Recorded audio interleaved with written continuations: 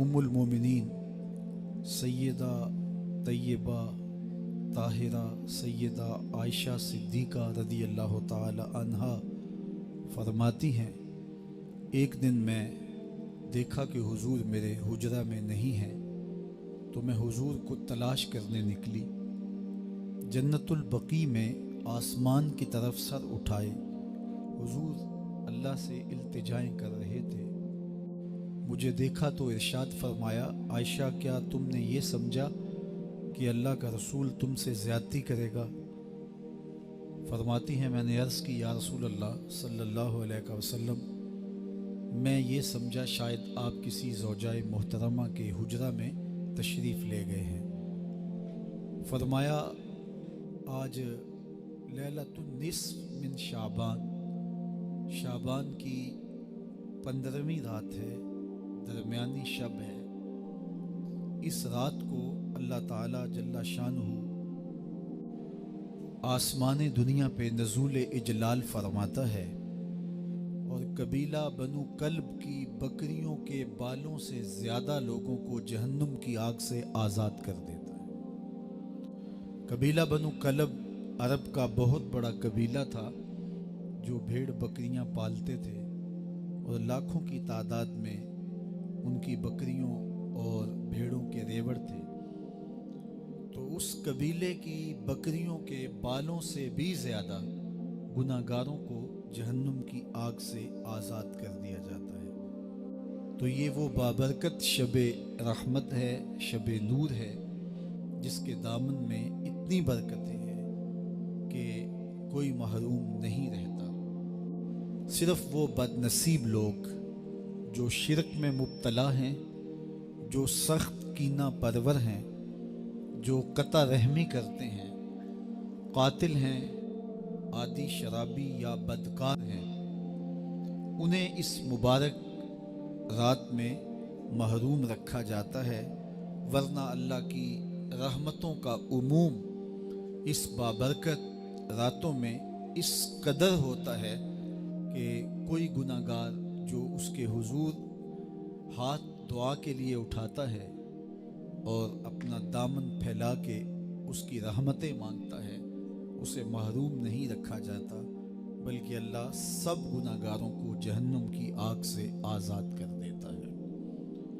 ایک روایت میں آتا ہے کہ اللہ لیلۃ النصف من شعبان کی 15ویں رات کو آسمان دنیا پہ اپنی رحمتوں سے جلوہ گر ہوتا ہے اور فرماتا ہے کوئی رزق مانگنے والا، میں اس کی جھولیاں بھر دوں، ہے کوئی مغفرت طلب کرنے والا، میں اس کے گناہ معاف کر دوں، ہے کوئی مجھ سے عافیت مانگنے والا، میں اس کو عافیتوں سے نواز دوں، ہے کوئی فلاں چیز مانگنے والا، ہے کوئی فلاں چیز مانگنے والا، اس کی رحمتیں آواز دیتی ہیں اور یہ آواز غروب آفتاب سے لے کر کے طلوع فجر تک مسلسل بندوں کو دی جاتی ہے، اور بندے اس کے حضور اگر دستے طلب دراز کریں، اپنی جھولی پھیلائیں، تو اللہ تعالیٰ ان کو ان کے مانگنے سے بھی زیادہ عطا فرماتا ہے۔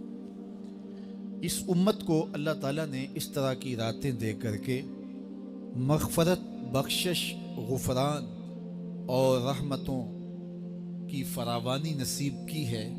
میرے حضور نے ارشاد فرمایا، ایک شخص صبح سے لے کے ظہر تک مزدوری کرتا ہے، اس کو ایک قیراط ملتا ہے۔ ایک ظہر سے لے کر عصر تک مزدوری کرتا ہے، اس کا وقت تھوڑا ہے لیکن اس کو بھی ایک قیراط ملتا ہے۔ اور تیسرا شخص عصر سے لے کر مغرب تک مزدوری کرتا ہے، اس کو 2 قیراط ملتے ہیں، جبکہ اس کا وقت دونوں سے کم ہے۔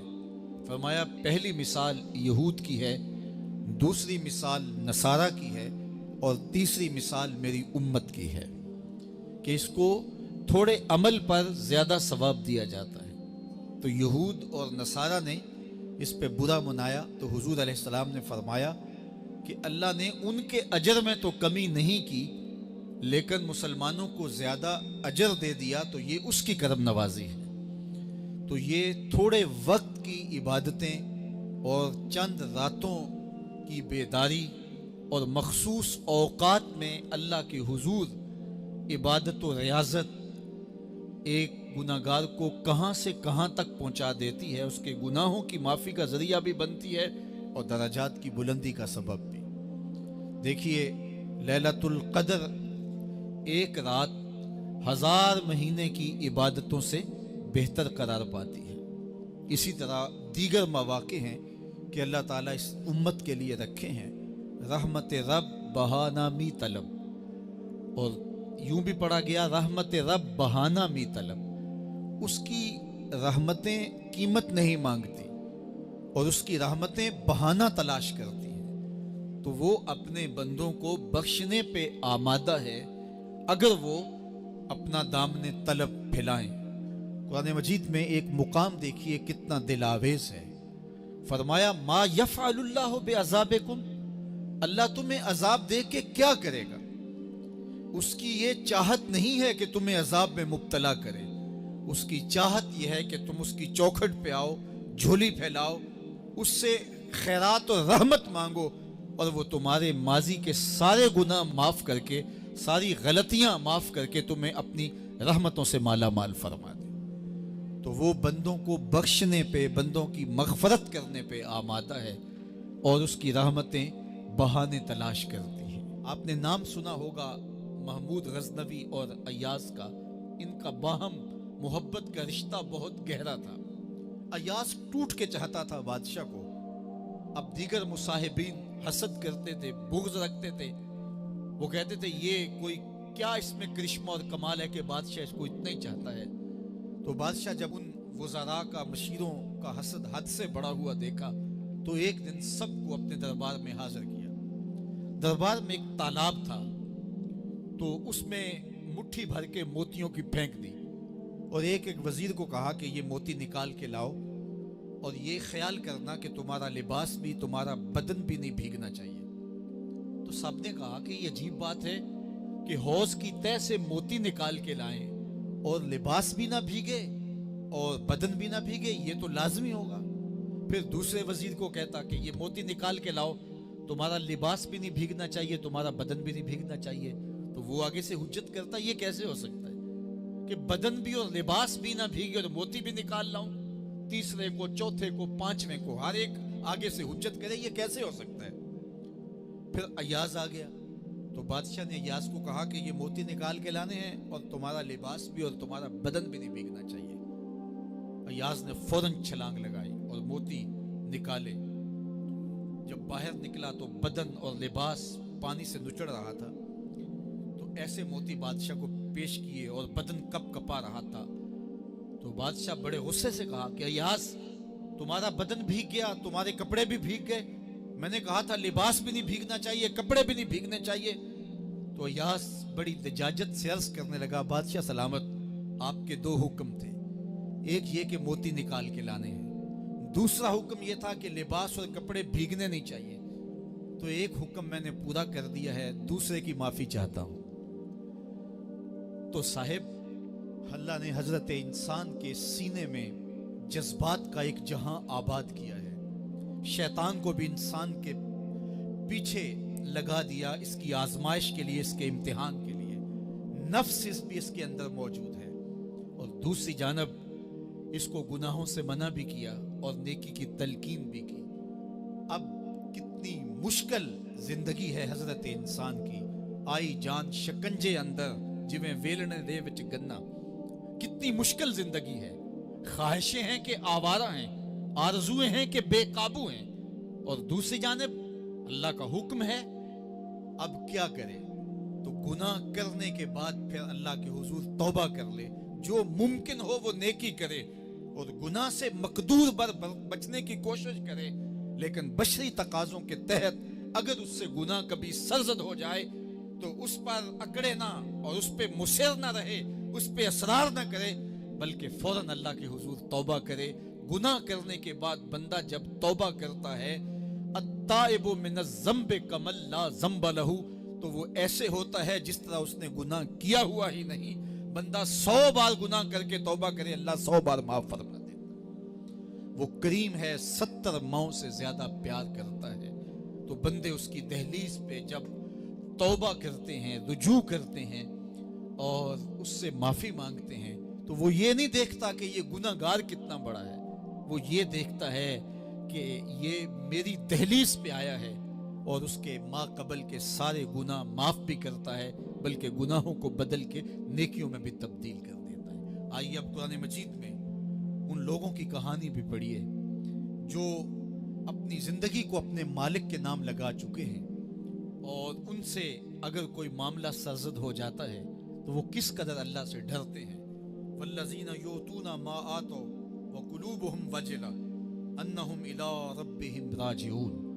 فرمایا کہ وہ لوگ جب ان سے کوئی خطا سرزد ہو جاتی ہے، کوئی گناہ ہو جاتا ہے، تو ان کے دل لرز جاتے ہیں، خوف خدا سے وہ کانپنے لگ جاتے ہیں۔ انہم الی ربہم راجعون، تو وہ اپنے رب کی طرف رجوع کرنے والے ہوتے ہیں۔ اگر ان سے کبھی کوئی گناہ سرزد ہو جائے، ان سے کوئی غلطی سرزد ہو جائے، تو پھر اس پہ ضد نہیں کرتے، اس پر مصر نہیں ہو جاتے، اس پر حجتیں اور دلیلیں نہیں لاتے، بلکہ وہ کیا کرتے ہیں، فوراً اللہ کے حضور رجوع کرتے ہیں اور معافی مانگتے ہیں، اور اللہ کو یہ بہت پسند ہے کہ کوئی مجھ سے معافی مانگے، اور اللہ انہیں معاف کر دیتا ہے۔ اللہ اکبر۔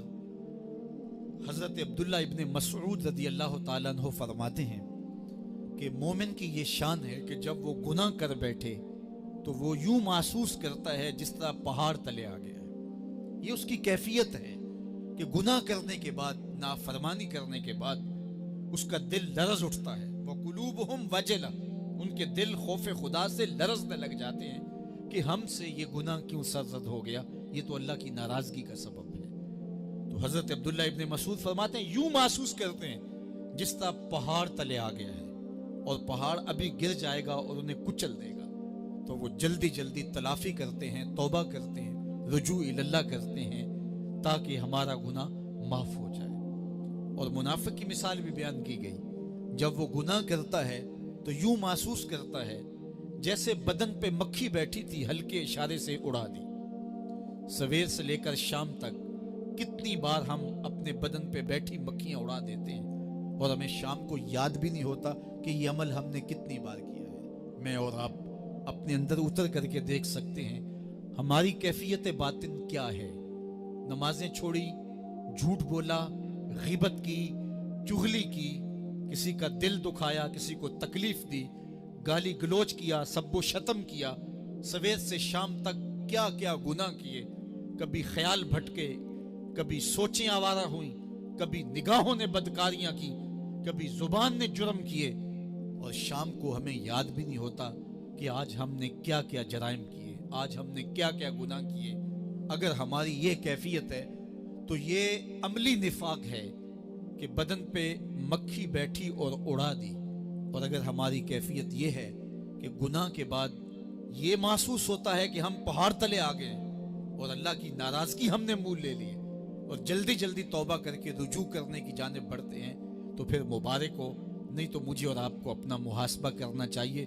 ہمارے دلوں پر زنگ چڑھ گئے ہیں اور ہماری کیفیت یہ ہو گئی ہے کہ گناہ کرنے کے بعد بھی ہم ڈٹے رہتے ہیں، جبکہ زندگی اصحاب رسول کی دیکھیے ان سے بھی کبھی کوئی خطا سرزد ہو جاتی تو وہ فوراً اس گناہ کی تلافی کے لیے حضور کی بارگاہ میں حاضر ہو جاتے۔ حضرت ابو لبابہ رضی اللہ تعالیٰ عنہ نے اپنے آپ کو مسجد نبوی کے ستون کے ساتھ بندھوا دیا اور کہا کہ جب تک میری معافی نہیں ہوگی تب تک اپنے آپ کو کھلواؤں گا نہیں۔ اور پھر جب ان کی بخشش کا اعلان ہوا تو پھر حضور کے ہاتھوں سے اپنے آپ کو انہوں نے کھلوایا۔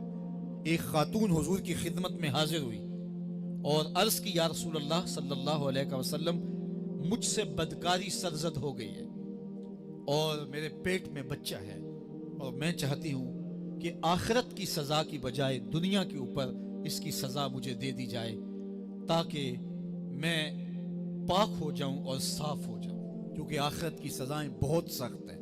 اللہ کے محبوب علیہ السلام نے جبریل امین سے ایک دن پوچھا تھا، مجھے جہنم کے عذابوں کا ذکر سناؤ، تو عرض کی، یا رسول اللہ صلی اللہ علیہ وسلم، سب سے ہلکا عذاب، اخف العذاب، ہلکا ترین عذاب یہ ہے کہ جہنمی کے پاؤں میں آگ کے جوتے رکھے جائیں گے، باقی اس کے پورے بدن پہ آگ نہیں ہوگی، صرف آگ کے جوتے اس کو پہنائے جائیں گے، لیکن اس کی حدت، گرمی اور شدت اتنی ہوگی، یغلی منہما دماغہ، اس کی شدت سے اس کا دماغ پگھل کر ناک اور کانوں کے ذریعے سے باہر آنا شروع ہو جائے گا۔ یہ سب سے ہلکے عذاب کی کیفیت ہے، اور جو عذاب سخت ہیں، الیاذ باللہ۔ اللہ تعالیٰ قرآن مجید میں فرماتا ہے ثم لا يموت فیہا ولا یحیا، اس بڑے عذاب کا ذکر کیا جو جہنمیوں کو دیا جائے گا۔ فرمایا اس عذاب کی کیفیت یہ ہوگی، بندہ نہ جیے گا نہ مرے گا۔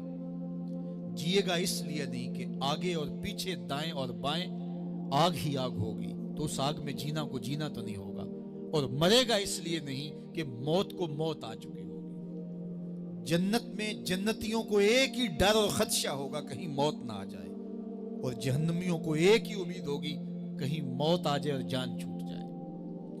اللہ تعالیٰ مینڈے کی شکل میں موت کو لائے گا اور موت کو ذبح کیا جائے گا۔ جنتی جنت سے اور جہنمی جہنم سے دیکھ رہے ہوں گے، جب موت کو ذبح کر دیا جائے گا، اب موت نہیں ہے، تو جنتی اتنے خوش ہو جائیں گے کہ اگر موت کو موت نہ آئی ہوتی تو یہ خوشی سے مر جاتے، اور جہنمی اتنے مایوس، دکھی اور پریشان ہوں گے کہ اگر موت کو موت نہ آئی ہوتی تو یہ صدمے سے مر جاتے۔ تو وہ کتنا سخت عذاب ہوگا، الیاذ باللہ، کہ ہلکے ترین عذاب کی کیفیت یہ ہے کہ پاؤں میں آگ کا جوتا اور دماغ پگھل کے ناک اور کانوں کے راستے سے باہر آ جائے۔ تو اس نے عرض کی، یا رسول اللہ صلی اللہ علیہ وسلم، میرے اوپر حد جاری کر دیجئے۔ اور اس نے کہا کہ میرے پیٹ میں جو ہے وہ بچہ ہے۔ اللہ کے محبوب علیہ السلام نے فرمایا، جاؤ جب بچہ پیدا ہو تو پھر آنا۔ وہ چلی گئی، تو جب بچہ پیدا ہوا تو گود میں اٹھائے پھر حضور کی خدمت میں حاضر ہوئے اور عرض کی، یا رسول اللہ، یہ ہے بچہ جو میں نے گناہ کیا تھا، بدکاری کی تھی، آج یہ اس کی نشانی ہے۔ تو اللہ کے محبوب علیہ السلام نے فرمایا کہ اسے لے جاؤ اور اسے دودھ پلاؤ، اور جب یہ کچھ کھانے پینے لگ جائے گا تو پھر آنا۔ تو تھوڑی دیر کے بعد، کچھ دنوں کے بعد، وہ دوبارہ حاضر ہوئی اور اس نے اس بچے کے ہاتھ میں روٹی کا ٹکڑا دیا ہوا تھا، اور عرض کی، یا رسول اللہ، دیکھ لیجئے اب یہ روٹی کھانے لگ گیا ہے۔ اللہ اکبر۔ تو اللہ کے محبوب نے فرمایا، انہیں لے جاؤ اور جا کے انہیں سنگسار کر دو۔ اس کی یہ حد بنتی تھی، اس کو سنگسار کیا، اور اس نے خود یہ سزا اپنے لیے قبول کی۔ مائز ابن مالک اسلمی عرض کی، یا رسول اللہ، طہرنی، مجھے پاک کر دیجئے۔ میرے حضور نے فرمایا، جاؤ اللہ سے معافی مانگو۔ وہ گئے اور معافی مانگی، بے چینی اتنی تھی، پھر آ گئے اور عرض کی، طہرنی یا رسول اللہ، حضور مجھے پاک کر دیجئے۔ فرمایا، جاؤ اللہ سے معافی مانگو۔ وہ گئے، معافی مانگی، پھر پلٹ آئے، تیسری مرتبہ، چوتھی مرتبہ۔ آقا کریم نے فرمایا، فیما اطہرک، تمہیں کہا اللہ سے معافی مانگو، کریم ہے، معاف کر دے گا، تم پھر پلٹ آتے ہو، تمہیں کس جرم سے پاک کروں؟ قال من الزنا، عرض کی، مجھ سے بدکاری ہو گئی ہے اور میں چاہتا ہوں کہ دنیا پر فارغ ہو جاؤں۔ حضور نے فرمایا کہ اس کا توازن عقلی تو ٹھیک ہے؟ عرض کی، حضور صحیح الحواس ہے۔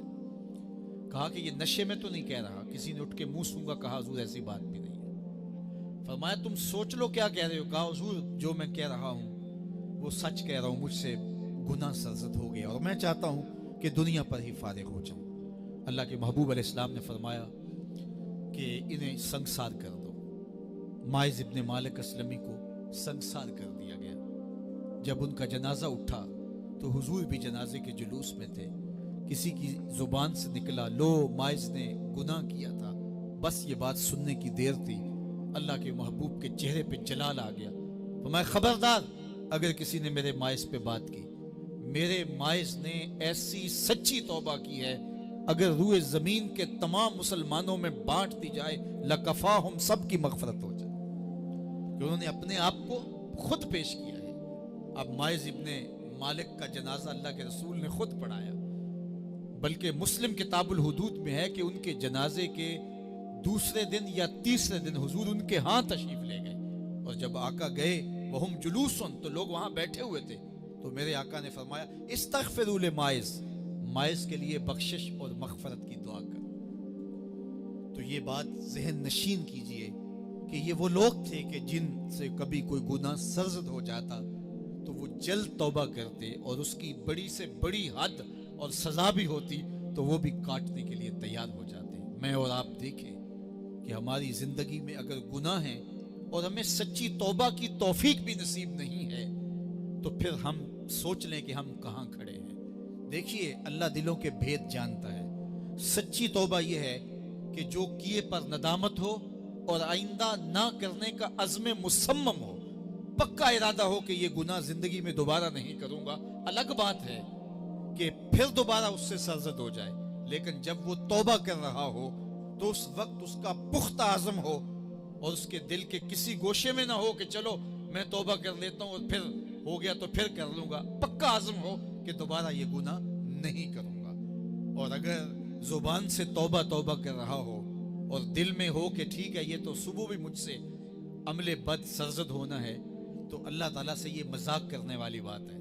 اور اللہ تعالیٰ سے جو مذاق کرتا ہے وہ کہاں کھڑا ہے وہ خود سوچ لے. وہ کیا کسی نے کہا تھا کہ توبہ کی پھر توبہ کر کے توڑ دی, میری اس توبہ پہ توبہ توبہ توبہ کر اٹھی. تو ایسی توبہ نہیں ہے کہ جو رسماً کسی مجلس میں چلے گئے, کسی اجتماع میں چلے گئے تو سب لوگوں نے توبہ توبہ کی تو وہ بھی توبہ توبہ کرتا رہا, لیکن اس کا عزم مصمم پختہ ارادہ نہیں تھا گناہوں کو چھوڑنے کا. تو یہ توبہ نہیں, یہ مذاق ہے. اس لیے اللہ کے حضور سچی توبہ یہ ہے کہ ما قبل کے گناہوں سے ندامت پیدا ہو جائے اور سچے دل سے ارادہ کیا جائے, پختہ عزم کیا جائے کہ دوبارہ میں یہ گناہ نہیں کروں گا. یہ الگ بات ہے کچھ عرصے بعد اس سے پھر سرزد ہو جائے, پھر وہ گناہ ہو جائے تو پھر وہ پکی توبہ کرے تو 100 بار بھی گناہ کرے گا, 100 بار بھی توبہ کرے گا, اللہ 100 بار قبول کرے گا. لیکن اندت توبہ اس کا عزم مصمم ہونا چاہیے, اس کا عزم پختہ ہونا چاہیے. محض لفظوں سے توبہ توبہ پکارنا اور دل توبہ نہ کر رہا ہو اور دل عزم مصمم نہ رکھتا ہو تو یہ توبہ نہیں ہے. اس لیے سچی توبہ اللہ کے حضور اپنے گناہوں کی پیش کرنی, یہ اہل ایمان کا طریقہ ہے.